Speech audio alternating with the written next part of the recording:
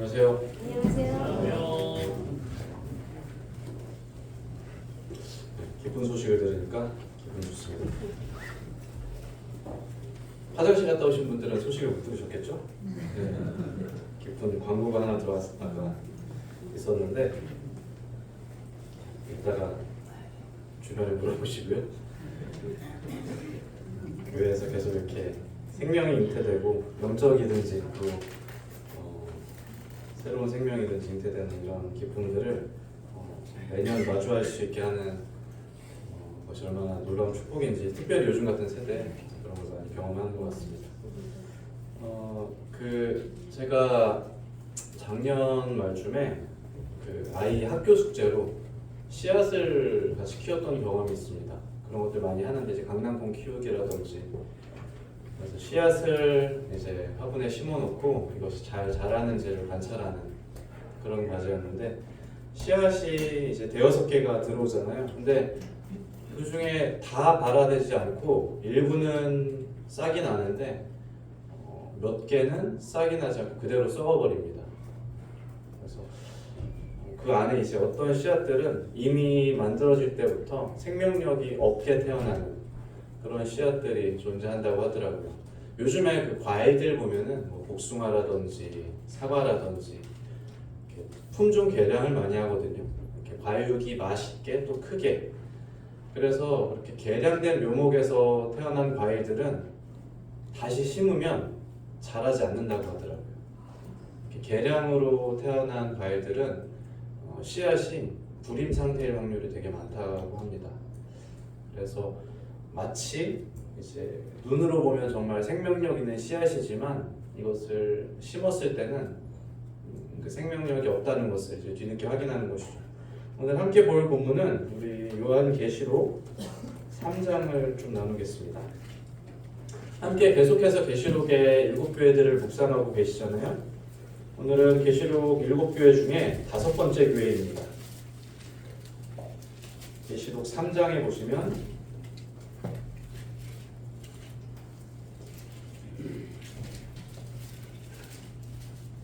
3장 1절부터 6절까지 4대 교회가 등장합니다. 벌써 5번째 교회가 됐습니다. 중간중간 이제 못 들으신 분들은 왜 벌써 여기까지 왔지 하실 텐데, 어느덧 제가 빼놓진 않았거든요. 근데 어쨌든 4대 교회까지 왔습니다. 오늘 주님께서 4대 교회에 전하는 이 메시지를 함께 나누실 겁니다. 이 메시지 가운데 아까 말씀드린 그 씨앗처럼 동일한 책망이 등장합니다. 무슨 책망이냐면 네가 살았다 하는 이름을 가졌으나 사실은 죽은 자라는 책망. 이 말씀을 함께 보시게 될 거고요. 여러 번 말씀드렸지만 계시록 7교회를 같이 나누는 까닭은 우리가 이곳으로부터 얻을 건 함께 얻고 또 피해야 할 건 함께 피하기 위한 그런 목적이 있습니다. 그래서 오늘 이 4대 교회 3장 1절부터 6절까지 나눌 때 이 메시지도 사실은 2000년이 지난 편지잖아요. 어떻게 보면 세상에 그리면 사실은 생명력을 여러 번 잃고도 그런 남을 정도의 세대가 많이 지난 편지입니다. 그렇지만 이 메시지가 오늘날 분명하게 생명력 있게 저와 성도님들에게 역사해 줄 줄로 믿습니다. 함께 3장 1절부터 6절까지를 읽겠습니다. 제가 1절, 성도님들 2절 이렇게 해서 1절부터 6절까지 함께 교독하시겠습니다. 3장 1절입니다. 4대 교회의 사자에게 편지하라. 하나님의 7 영과 7 별을 가지신 이가 이르시되 내가 내 행위를 아노니 내가 살았다 하는 이름을 가졌으나 죽은 자로다.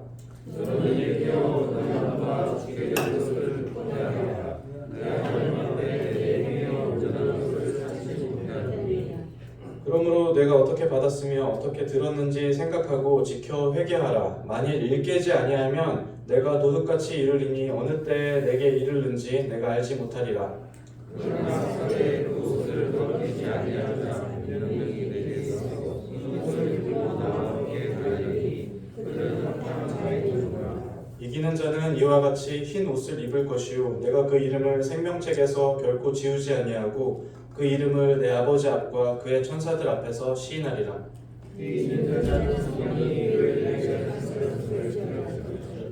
네, 여기까지 3장 1절부터 6절까지가 예수 그리스도께서 4대 교회에 전하신 편지입니다. 우리 여러 번 그 지명 설명을 드렸지만 에게 해안을 따라가서 이제 올라가다 보면 처음에 우리 함께 봤었던 에베소 교회가 나오고요. 서머나 버가모 이렇게 해안선을 따라서 쭉 있습니다. 그리고 이제 내륙쪽으로 꺾어가면 우리 함께 봤었던 두아디라 교회가 나오고 그리고 그 밑에 오늘 보는 4대 교회가 등장합니다. 혜주님께서 이제 지난달에 여기 다녀오셨다고 하셨는데 아마 이제 조만간 이렇게 자세한 사진 자료와 함께 간증을 해주실 기회가 있을 줄로 생각을 합니다. 이 편지는 우리가 계속해서 보는 것처럼 다른 교회들과 동일한 편지 형식을 취하고 있습니다. 가장 첫 번째 무엇이 등장하냐면 그리스도께서 자신을 교회에 계시하는 장면부터 시작합니다.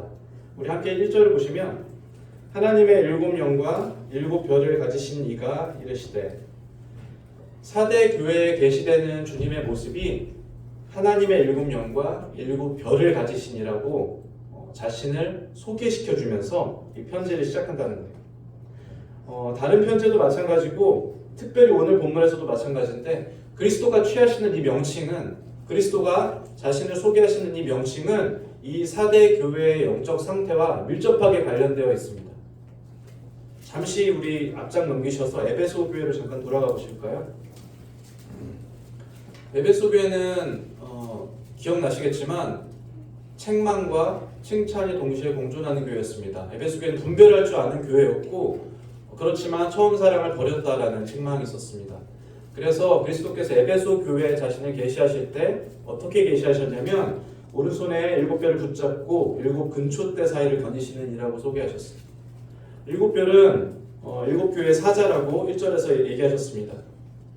교회의 사자들을 붙들고 계시고 교회 가운데 거니시는 분이시로 자신을 계시하는 거예요. 교회를 지지하시고 동시에 통치하시며 감찰하시는 분으로서.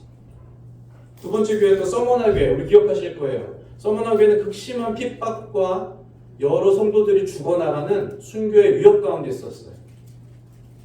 서머나 교회는 정말 박해를 많이 받는 교회였습니다. 궁핍과 환란 가운데 있다라고 2장에 기록되어 있잖아요. 서머나 교회 하나님 그리스도가 어떻게 자신을 계셨습니까? 나는 처음이고 마지막이고 그리고 죽었다가 다시 살아나십니다. 죽음 가운데 놓인 성도들에게 그리스도가 나는 처음부터 있었고 마지막까지 있을 것이며 그리고 죽었다가 다시 살아나심으로써 이거보다 더 놀라운 위로는 성도들에게 없었을 거예요. 죽음을 앞두고 믿음을 지켜야 되는 성도들에게 그리스도께서 자기가 죽음에서 살아나시니라고. 세 번째 교회였던 버가모 교회는 여러 가지 문제가 있었어요.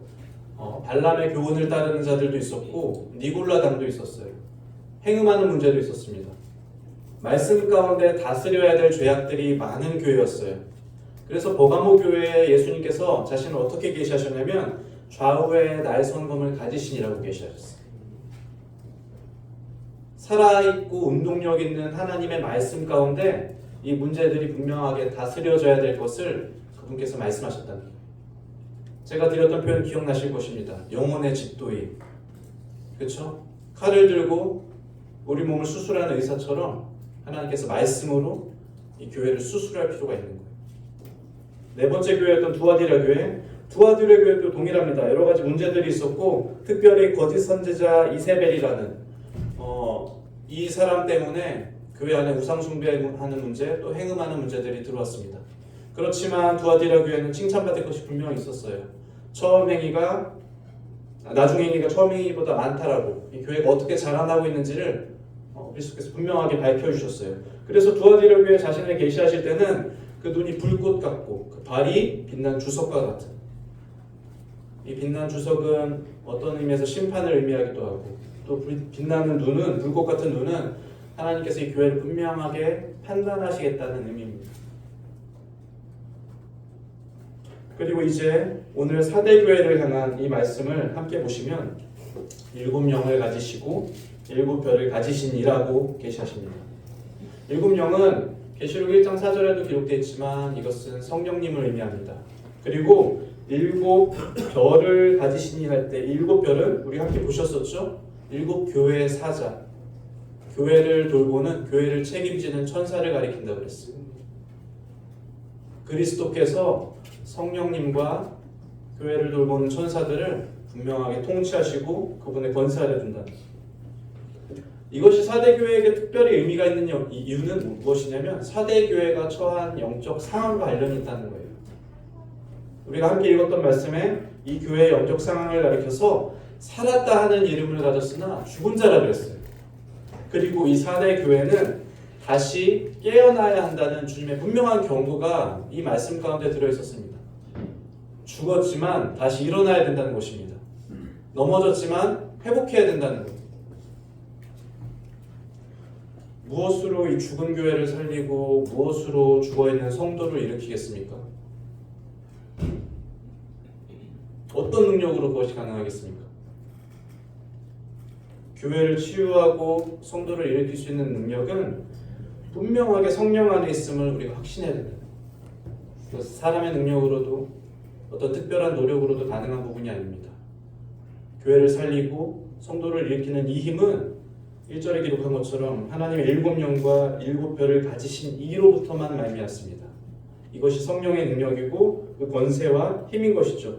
이 능력이 그분께 있다는 것을 우리가 인정할 때 우리가 틀림없이 겸손할 수 있는, 주님께서 교회를 향한 성령과 교회의 사자를 다스리신다는 것, 오늘 함께 우리가 드린 기도와 이 말씀을 주관하신다는 것, 성도님들이 함께 교제하시는 그 모든 교제와 사랑을 그분께서 인도하신다는 것, 교회를 그분께서 온전하게 통치하신다는 것. 그래서 다시 살아나야 되는, 깨어나야 되는 사대 교회에 이 회복해야 되는 이 교회 가운데 그리스도께서 자신을 어떻게 계시하시냐면 내가 7영과 7별을 가지시니 성령과 교회의 천사들을 다스리시니로서 자신을 소개하는 거예요. 부연이지만 각 교회마다 지금 우리가 함께 본 것처럼 주님께서 정말 꼭 필요한 모습으로 이렇게 나타나시잖아요. 어떤 교회에는 이런 모습으로, 또 저 교회에는 저런 모습으로. 이것이 얼마나 특별한 은혜인지를 우리가 잠깐 묵상해 볼 필요가 있습니다. 사실 우리가 하나님의 성품을 생각해 볼 때 그분께서 우주를 만드셨고 눈에 보이는 모든 것들을 창조하셨잖아요. 그분께서 얼마나 광대하고 사람이 셀 수도 없는 얼마나 많은 성품들을 가지고 계시겠습니까? 그렇지만 그 광대한 성품들 가운데서 특별하게 우리의 교회 가운데 가장 필요한 모습으로 임재하신다라는 거예요. 에베소 교회 가운데는 에베소 교회에 필요한 모습으로 임재하시는 것이고, 서머나 교회에는 서머나 교회가 가장 필요한 그 모습으로 자신을 드러내시는 거고, 특별히 우리 남사교회 가운데도 남사교회에 가장 필요한 그런 주님의 모습이 분명하게 오늘날 임재하실 거라는 거예요. 그리고 그 교회에 그렇게 나타나시는 주님께서 동일하게 저와 성도님들의 인생 가운데도 그렇게 역사하신다는 거예요. 우리 삶에서 가장 필요한 모습으로. 여기서 혹시 오해하실까 말씀드리는 거지만 내가 어떤 원하는 모습으로 나타나신다는 게 아니야. 내가 바라는, 내가 희망하는 모습으로 주님께서 나의 삶에 임재하신다는 것이 아니라 그분이 보시기에 나에게 가장 필요한 주님으로서. 제가 지난주에 아이들과 산에 갔었거든요. 산에 가면 많은 경우에 절이 있잖아요, 그죠? 절이 있고 많은 경우에 불상이 있습니다. 불상을 보면 정말 종류가 여러 가지예요. 무슨 보살, 관세음 보살, 지장 보살, 그 종류가 되게 많더라고요. 저도 다 공부해보지 못했지만 사람이 자기의 필요에 따라서 많은 보살들을 만들어냈어요. 어떤 보살은 은혜를 많이 주는 보살이고, 어떤 보살은 심판하는 보살, 또 어떤 보살은 윤회를 도와주는, 다시 태어나는 것을 도와주는 보살. 종류가 여러 가지예요. 하나님은 그와 같지 않다라는 거예요. 하나님은 내가 원하는 대로 조각되어지고 만들어내는 신이 아니라 그분은 어떻습니까? 그분은 유일하십니다. 그분은 전지전능하십니다. 그분은 홀로 계신 분입니다. 그분은 사람의 필요에 따라서 조각되어지는 분이 아니라. 그래서 그분께서 나의 인생에 임재하실 때, 저와 성도님들의 인생에 나타나실 때, 그때는 우리에게 가장 합당한, 그분이 보시기에 나에게 가장 필요한 모습으로 우리의 삶을 채워주실 것이라는 거예요.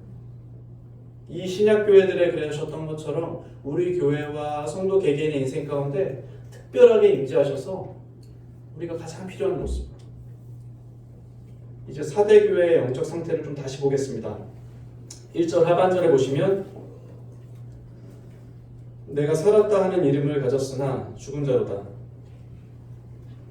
살았다 하는 이름을 가졌으나 죽은 자로다. 속칭 명목상 교회라는 것입니다. 명목상 교회요. 명목상 그리스도인이라는 거예요. 이름만 교회고 이름만 성도라는 거예요.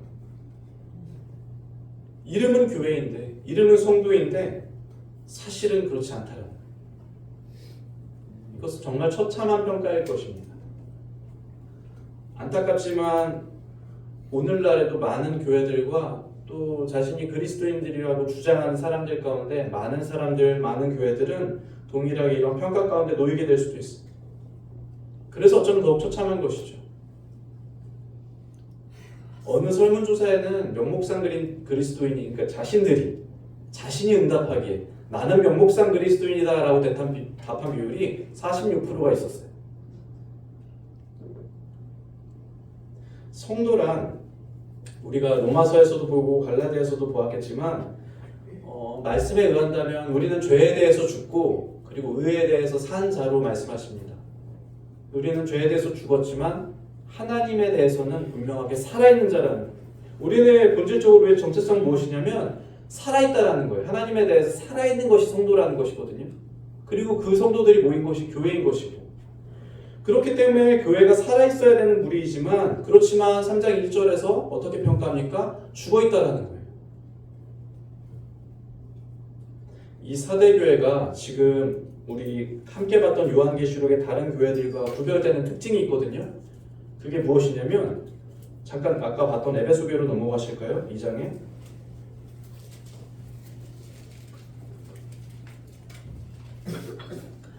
우리가 함께 봤던 앞서 봤던 4개의 교회들은 교회를 공격하는 여러 가지 문제들이 있었어요. 외부에서 교회를 공격하는 문제들이 있었다라는 거예요. 그래서 에베소 교회 보면은 2장 2절에 자칭 사도라 하되 아닌 자들이 있었다라는 거예요. 이런 사람들이 교회를 어렵게 했다라는 것이죠. 그리고 2장 8절에 있는 서머나 교회에서도 2장 9절에 환난과 궁핍이 있었다고 하고, 그리고 자칭 유대인이라는 자들의 비방도 있었어요. 교회 가운데 분명하게 교회를 공격하는 문제가 있었거든요. 버가모 교회 아까 보시지 않았습니까? 발람의 교훈을 따르는 자들과 니골라당의 교훈을 따르는 자들이 있었어요. 교회를 끊임없이 공격하고 어렵게 만드는 문제가 있었어요. 네 번째 교회도 두아디라 교회 아까 읽으셨죠? 자칭 선지자라고 하는 이세벨이 있었어요. 무슨 말씀인지 아시겠죠? 교회를 공격하는 문제들이 계속해서 있었다는 거예요. 그런데 오늘 함께 반 이 4대 교회를 공격하는 문제가 있습니까? 교회를 어렵게 하는 사람들이 있습니까? 4대는 없어요. 4대 교회는 교회를 공격하는 외부의 문제가 없어요. 거짓 가르침도 없고 순교도 없습니다. 거짓 선지자도 없어요. 도대체 이 교회는 왜 이렇게 평온한 거예요? 왜 4대 교회는 외부로부터의 공격에 자유롭습니까? 왜인 줄 아십니까? 이미 죽어있기 때문에. 이 교회는 생명력이 없어요. 우리 몸을 공격하는 나쁜 세포들, 예를 들면 암세포들이나 이런 것들, 사람의 몸이 죽으면 그들이 더 이상 활동하겠습니까? 아니, 그들은 더 이상 활동하지 않습니다. 교회를 공격하는 것들도 교회가 생명력이 있고 교회를 공격할 가치가 있어야 공격하는 것인데, 지금 4대 교회는 이미 죽어 있다는 거예요. 이미 죽어 있어서 사탄도 더 이상 이 4대 교회를 공격할 가치가 없다는 거예요. 4대라는 도시는 역사적으로 굉장히 부유한 도시였다라고 해요. 기원전 6세기 정도에 이 리디아라는 제국의 수도였거든요. 이 4대는 사르디아라는 이 도시는 굉장히 부유한 도시였어요. 역사적으로 처음 금화를 주주했던 게, 금화를 만들었던 게 이 리디아 제국이었습니다. 그래서 그 제국의 수도였던 이 사대라는 도시는 정말 부유하고 물질적으로 풍요로운 도시였어요. 그래서 어떤 기록에는 또 이렇게 기록합니다. 리디아 지역에 금이 풍부했던 만큼 풍요로워서 기독교 신앙에 무심했다라는 기록도 있습니다. 성경의 많은 역사 가운데 증명하는 것은 무엇이냐면 풍요 가운데는 늘 반드시 따르는 위협이 있습니다. 세속의 위협이 반드시 따른다는 거예요. 이스라엘 민족들에게도 그랬고 여기에서도 마찬가지잖아요. 사대교회는 이 부유한 도시 가운데 어떠한 공격이나 위협이 없었어요. 그들은 교회라고 하는 이름은 가지고 있었어요. 사대 주민들에게 이 사대교회는 교회라고 하는 이름을 가지고 있었다는 거예요. 그런데 그들은 세속 문화에 도취되었고 점차 그들의 신앙을 변질시켜 갔을 거예요. 잘 살아있는 교회로 그렇게 변화되어지는 거예요. 그렇지만 어떻습니까? 그 속을 열어보면 죽어있는 거예요. 영적으로 죽어있었어요. 세상과 점점 친하게 지내고 불신자들과 다르지 않은 삶을 살면서 점차 변화되어 갔어요. 그래서 사탄도 이 사대 교회를 공격할 필요성이 없었다라는 거예요. 사대 교회는 영적 전투가 없는 교회였고 이렇게 세속에 물들어가는 교회였던 거예요.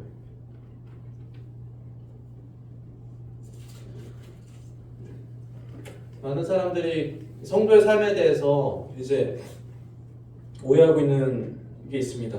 내 삶에 어떤 도전도 없고 또 위협도 없고 편안하게 사는 것을 하나님께서 주신 놀라운 축복으로 여기고 하나님께서 나를 사랑하는 증거인 줄로 그렇게 여기는 거예요.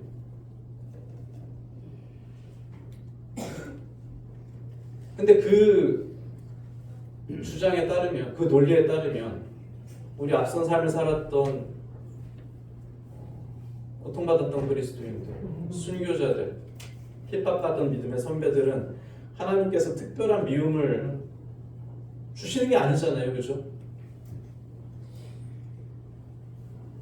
믿음의 삶을 사는 성도에게는 반드시 따라야 될, 자신이 책임져야 될 십자가가 분명히 존재한다는 거예요. 그래야만 된다는 것입니다.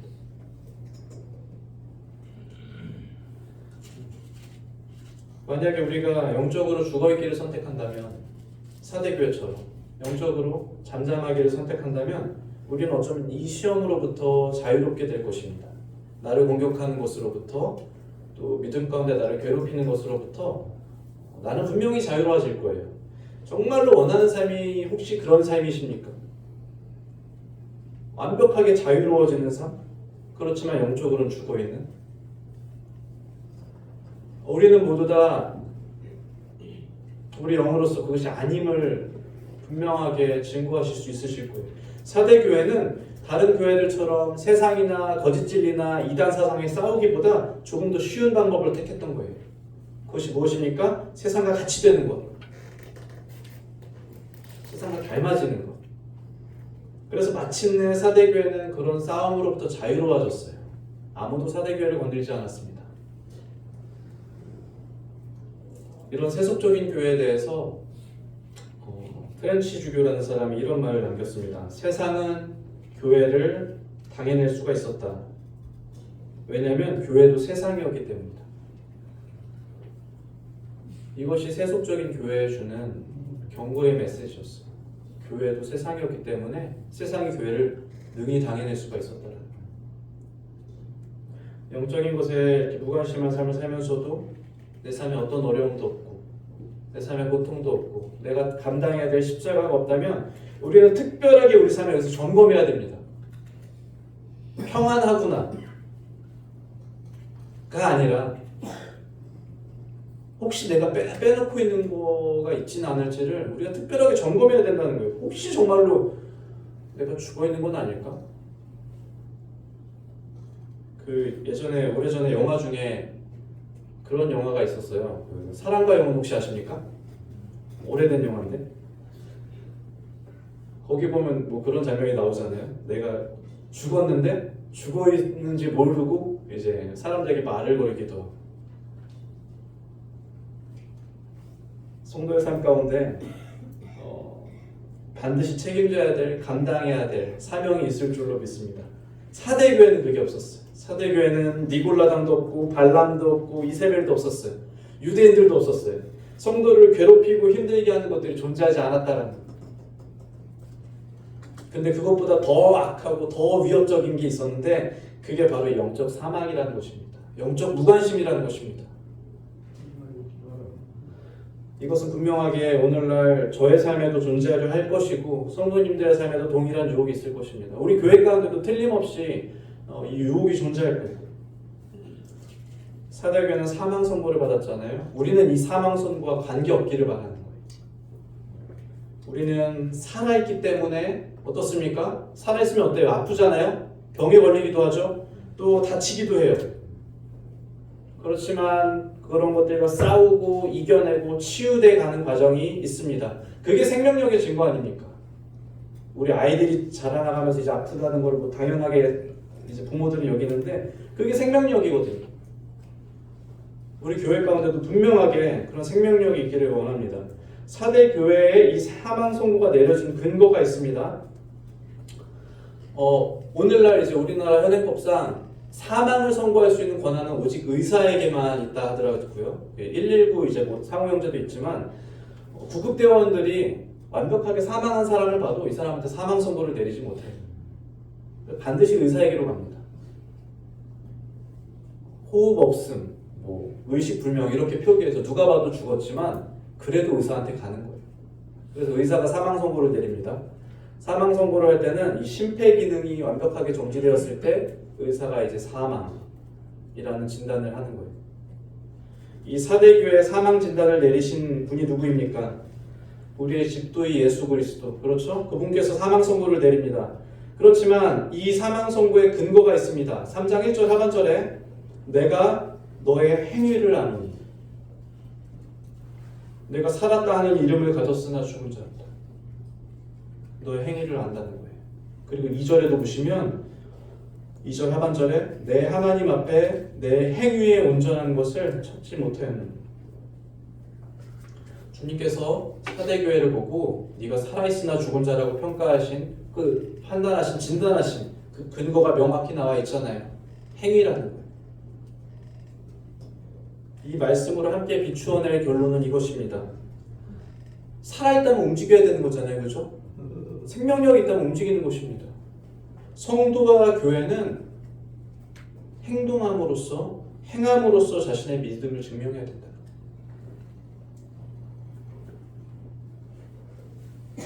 저는 결코 믿음으로 구원에 이르는 것을 부정하지 않습니다. 믿음으로만 구원에 이를 수 있는 줄로 저는 믿습니다. 그게 구원이고 그게 주님께서 우리에게 주신 놀라운 축복이잖아요. 행함으로는 결코 구원에 이룰 수 없다고 로마서에서 얼마나 강조합니까?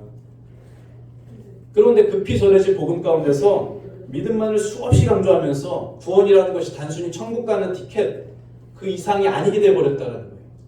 그래서 많은 사람들이 구원받고 자신의 삶을 되는 대로 살면서 점차 믿음의 길에서 떠나간다는 거예요.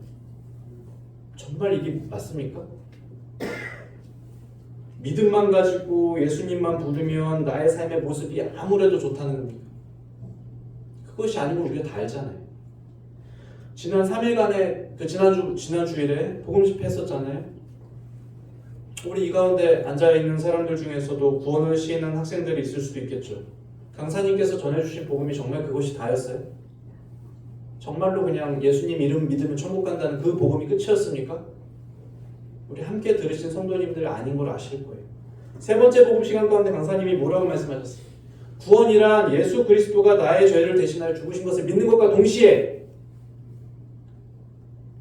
그분께서 나의 주임을, 구주임을 전인격적으로 받아들인다 그랬어요.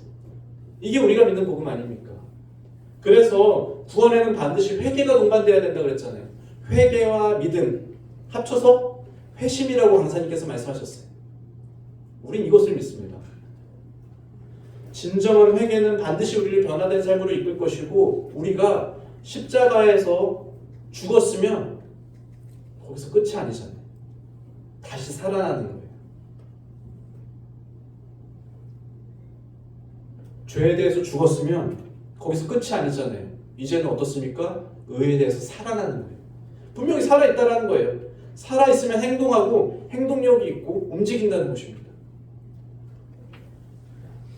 믿음으로 구원에 이른다면 이제 그 다음 단계가 뭐예요? 삶으로 우리의 구원을 증명하는 거예요. 입으로 구원받았다고 100번 외치고 천국 가면 천국이 얼마나 혼탁하겠어요.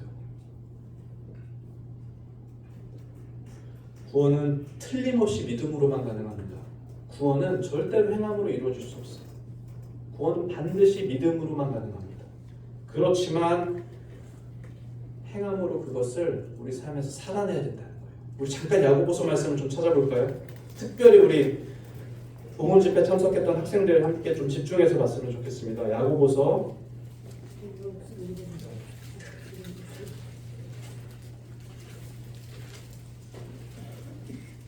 5장 요한계시록 다시 돌아올 테니까 잠깐 이렇게 색깔표 해두시고 야고보서 1장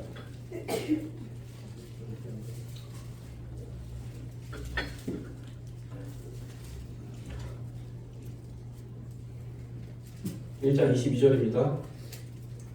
너희는 말씀을 행하는 자가 되고 너희는 말씀을 행하는 자가 되고 그 다음에 뭐라고 하십니까? 듣기만 하여 자신을 속이는 자가 되지 말라. 분명히 기록하죠. 2장 14절 내 형제들아 만일 사람이 믿음이 있노라 하고 행함이 없으면 무슨 유익이 있으리요 그 믿음이 능히 자기를 구원하겠느냐. 2장 17절도 보실게요. 이와 같이 행함이 없는 믿음은 그 자체가 죽은 것이라. 계속해서 얘기하잖아요. 행함에 대해서. 우리 성도님들께서 2장 26절을 한 목소리를 읽어주시겠습니다. 2장 26절 시작. 영원한 구원이 죽은 것이 행함이 없는 믿음은 죽은 것이라. 행함이 없는 믿음은 죽은 것이라. 야고보서는 성경이 아닙니까? 야고보서 성경이잖아요. 주님께서 말씀하셨어요. 행함에 끊임없이 말씀합니다. 자, 지난주에 복음을 들었던 우리 학생들 생각해 보십시오. 우리가 죄인이었습니까? 틀림없는 죄인이었어요. 죄의 삭은 사망이었어요.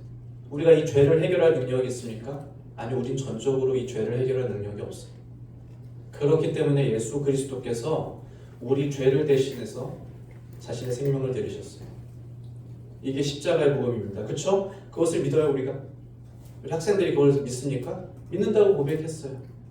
자, 이제 어떻게 살아가야 되겠느냐의 문제입니다. 그렇다면 이제 우리는 어떻게 살아가야겠는가? 똑같이 그냥 이전과 같이 예수님 믿었기 때문에 천국 가는 티켓 하나 확보한 셈 치고 즐겁게 그렇게? 절대 그럴 수 없다는 거예요. 우리의 삶은 틀림없이 변화될 것이고 변화되어야 된다는 것이에요. 그것이 무엇으로 증명돼야 됩니까? 우리의 행함으로써 증명돼야 된다고 야고보서에서 틀림없이 기록합니다. 행한다라는 것은 제가 계속 행함을 강조하니까 무슨 어떤 행함으로써 완전함을 얻고 행함으로써 구원을 받는 줄로 혹시 오해하실까 봐 계속 말씀드리잖아요. 이 행함이라는 것은 완전함을 뜻하는 것이 아니에요. 이 땅을 살아가는 그리스도인들 중에서 누구라도 완전하게 이 야고보서에 행한다는 의미를 실천할 수 있는 사람은 없다라는 거예요. 결코 행함을 통해서 구원받을 수는 없어요. 야고보서에서도 행함을 강조하지만 이 행위의 정도를 이야기하지 않잖아요. 율법처럼 무엇을 지켜야 되고 무엇을 얼만큼 해야 되고 이런 것들을 야고보서에서 이야기하지 않는 이유는 무엇이냐면 행함 가운데 우리는 여전히 연약하기 때문에 그래요. 완전하게 행할 수가 없다라는 거예요. 그렇지만 이전에 좋아했던 죄를 거부하고 이전에 우리가 했던 실수를 줄여나가면서 말씀을 사모하고 교제를 사모하고 교회를 사랑하면서 조금씩 주 안에 기쁨과 감사가 있는 삶으로 변화되어 나간다. 그걸 우리는 성화라고 부릅니다. 이것이 야고보서에서 말하는 행함의 의미입니다. 대단하게 어떤 완전한 것을 행한다는 의미가 아니라는 거예요.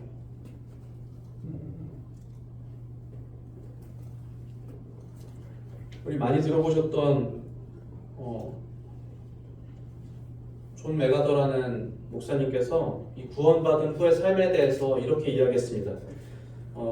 잠깐 발췌해서 말씀을 드릴게요. 구원받은 후라도 우리가 살아가는 동안 완전히 죄에서 자유로울 수는 없다. 이것이 우리가 교만해지지 않도록 한다. 우리를 겸손하게 만들 것이다. 만약 우리가 우리 삶에서 완벽함을 추구한다면 그것은 불가능하다. 그래서 중요한 것은 성도로서의 완벽함이 아니라 방향성이다. 영어 표현으로는 이렇습니다. as direction, not perfection. perfection이 아니라 direction이라는 거예요. 우리 인생은 어느 방향으로 나아가고 있는가? 삶이 그리스도를 향해 있는가? 자신의 삶을 정직하게 바라보고 겸손하게 나아가고 있는가? 하나님께 순종하고자 하는 방향인가? 이것이 모든 성도에게 분명하게 동일하게 적용되어지는 삶이라는 것입니다. 완벽한 행함을 기대하는 것이 아니라 우리의 삶의 방향성을 분하게 돌림으로써 우리의 믿음을 증명해야 된다는 거예요. 우리 믿음이 그렇게 살아있도록 해야 된다는 것입니다. 이것이 살아있는 삶이거든요. 죽어있지 않고 살아있는 것. 이 야고보서가 이렇게 행함을 강조하니까 어떤 사람들은 로마서랑 비교해서 이거 뭐가 맞는 거야? 믿음이 맞는 거야? 행함이 맞는 거야? 야고보서가 쓰여진 이유는 사실 명확하거든요. 행함을 강조하는 이유는 명확해요. 행함이 없는 믿음을 걸러내려고 뭐 이렇게 열심히 있는 성도만 남기고 다 쳐내는 것이 목적이 아니라는 거예요. 야고보서가 쓰여진 목적은 픽스하기 위해, 고치기 위한, 계속해서 우리를 흔드는 이 세상 가운데서 우리 방향성을 끊임없이 잃어가잖아요. 우리의 방향성을 계속해서 고정하기 위함이에요. 하나님으로 우리의 방향성이 계속해서 고정되도록 야고보서 말씀이 우리 삶을 도와준다는 거예요. 우리를 일깨우고 우리를 굳게 하고 우리를 다시 살리기 위함이라는 거예요. 계시록 3장을 다시 보시면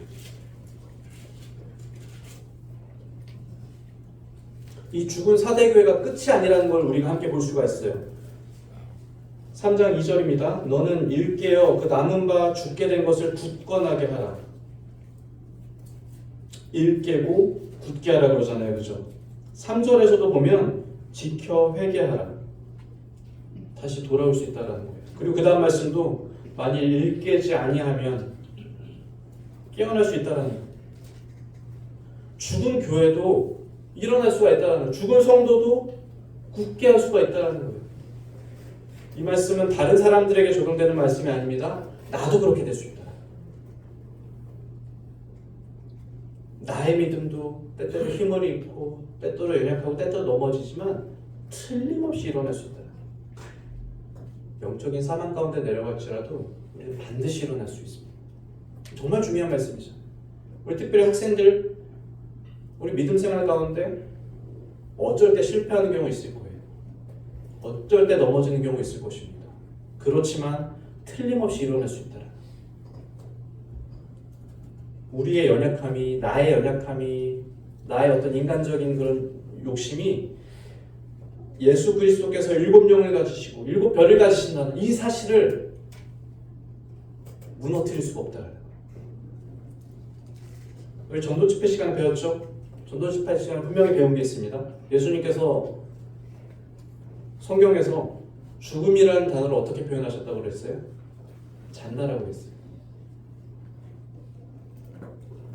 하나님께서 원하시면 깨우시는, 원하시는 때, 원하시는 방법으로 잠자는 성도를 깨우고 잠자는 교회를 깨우고 잠자는 신앙을 분명하게 깨우실 수 있어요. 틀림없이 일어날 수 있는 거예요. 못 믿으실까봐 따라해봅시다. 말은 생명력이 있다고 제가 많이 들었거든요. 주님께서 따라해보십시오. 주님께서 원하신다면 나를 깨우실 수 있습니다. 혹시 안 따라하시는 분들 나중에 후회하지 마시고 큰 목소리로 주님께서 원하신다면 나를 깨우실 수 있습니다. 말씀하신 대로 분명하게 될 거예요. 주님 안에 간절히 그렇게 원하신다면 분명히 일어나실 수 있어요.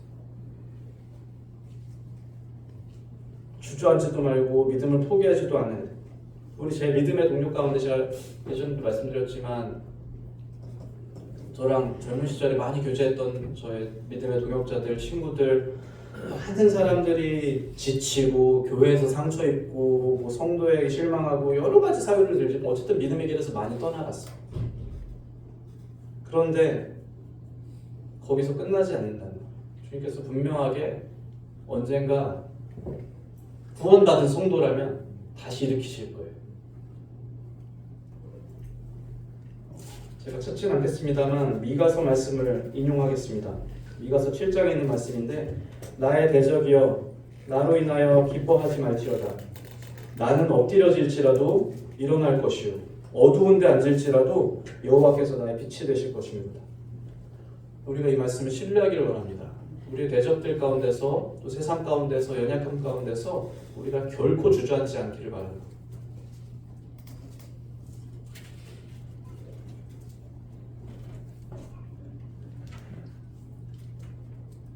(1절까지) 했는데 시간이 많이 돼서 뒤에는 조금 줄여보겠습니다. 이제 사대교회 주님께서 분명하게 회개에 대한 말씀을 하시고 3절에 보시면 이 회개에 대해서 다시 한번 말씀하시기를 어떻게 받았으며 어떻게 들었는지 생각하고 지켜 회개하라. 이 말씀은 사실 에베소 교회에 줬던 말씀과 동일한 말씀입니다. 에베소 교회에 너의 처음 사랑을 버렸느니라 라고 말씀하시면서 어디서 떨어졌는지를 생각하고 회개하라 그랬어요. 그러니까 회개라는 것은 결국 무엇입니까? 돌아간다는 거예요. 그럼 제가 이런 말씀 드렸죠. 방향을 수정해서 될 일이 아니라 돌아가는 것입니다. 회개라는 것은 틀림없이 가던 길을 멈춰야 되는 것이고 거기서 돌아야 돼요. 잠깐 방향을 조금 바꿔볼까? 이건 회개가 아니라는 거예요. 돌아와야 되는 것이 회개라는 것을 사대교회에 다시 한번 말씀하십니다. 3장 4절에서 그러나 사대에 그 옷을 더럽히지 아니한 자 몇 명이 내게 있다라고 말씀하셨어요. 옷을 더럽히지 아니했다라고 말씀하시고 뒤쪽에 이제 그 사람들에게 흰 옷을 입을 것이다라고 말씀하시잖아요. 흰 옷은 거룩함을 상징합니다. 옷을 더럽히지 않았다라는 것이 거룩함을 말하는 것이죠. 결국 이 사람들은 무엇을 의미합니까? 사대교회는 어느새 세속에 물들어가면서 세상과 같은 교회가 돼버렸지만 어떤 사람들은 세속에 물들지 않고 믿음을 지켜낸 이들이 분명히 있다라는 거예요. 이들은 죽어있지 않았다라는 거예요. 이들은 깨어서 행함으로 자신의 믿음을 증명했다라는 거예요. 아마 이들의 삶에는 우리가 알고 있는 믿음의 시험이 분명하게 존재했을 것입니다. 이들은 핍박받았을 것이고 이들은 니골라당이나 발람이나 이세벨의 교훈과 같은 이단 신앙과 싸웠을 것이고 사탄도 이들의 삶을 잘 이렇게 그냥 보면서 내버려두지 않았을 거예요. 그렇지만 어쨌든 이들은 세속에 물들지 않고 생명력 있게 살아있는 자들이 있었다는 거예요. 우리 아까 읽었던 야고보서에도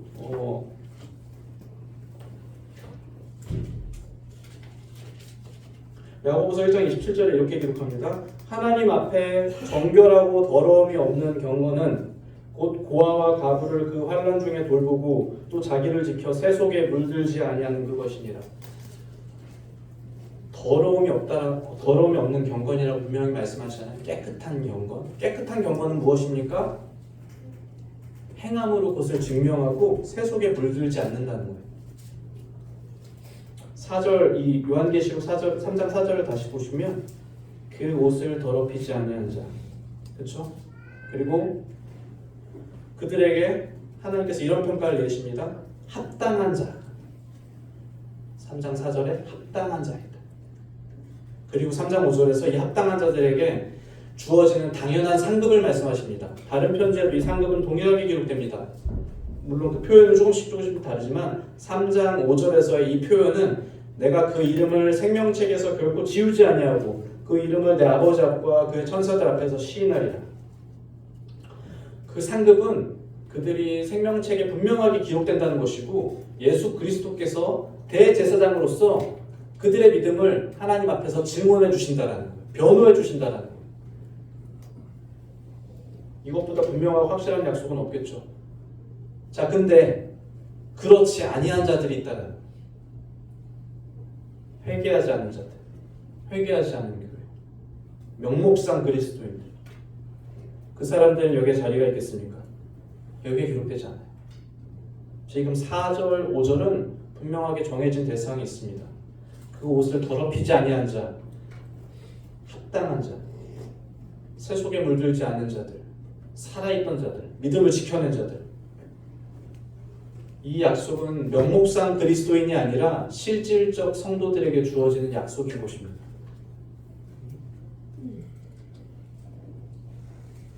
이제 우리 사대교회에게 전해진 이 편지를 마치면서 분명하게 남겨놓아야 되는 질문이 있습니다. 스스로의 삶에서 이것은 끊임없이 반복해야 됩니다. 내가 명목상 그리스도인인가 혹은 실질적 성도인가? 우리는 이 삶에서 이 질문을 계속해서 우리 삶에 던져주면서 우리 삶의 방향성을 분명하게 잡아가야 됩니다. 만약에 우리의 믿음이 세상 가운데 자고 있다면, 나의 믿음이 지금 잠깐 잠들어 있다면 지금 깨어나야 돼요. 지금. 이 말씀을 들은 시점에서 지금 일어나라. 여기 분명히 경고가 있습니다. 3장 3절에 일 깨지 아니하면 내가 도둑같이 이른다 그랬어. 3장 3절에 나와 있잖아요. 만약 일 깨지 아니하면 내가 도둑같이 이르리니 어느 때에 내게 이르는지 내가 알지 못하리라. 이것은 경고입니다. 불신자들에게 주는 경고인 것 같습니까? 아니요. 이것은 사대교회에 자고 있는 성도들에게 주는 경고. 일 깨지 않아요. 깨어나라는 거.